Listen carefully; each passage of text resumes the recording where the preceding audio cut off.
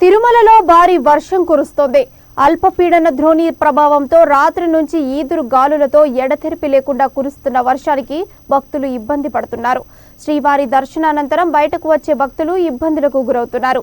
శ్రీవారి ఆలయ పరిసరాలు, మాడవీధులు, లడ్డూ వితరణ కేంద్రాల్లో వర్షపు నీరు భారీగా చేరడంతో టీటీడీ సిబ్బంది వర్షపు నీటిని బయటకు పంపే ప్రయత్నం చేస్తున్నారు. వర్షపు నీటితో తిరుమలలోని లోతట్టు ప్రాంతాలన్నీ జలమయమయ్యాయి. మరోవైపు తిరుమల ఘాట్ రోడ్డులో కొండ చర్యలు విరిగిపడే అవకాశం ఉండడంతో మొదటి, రెండవ ఘాట్ రోడ్డులలో ప్రయాణించే ప్రయాణికులను టీటీడీ విజిలెన్స్ అప్రమత్తం చేస్తోంది.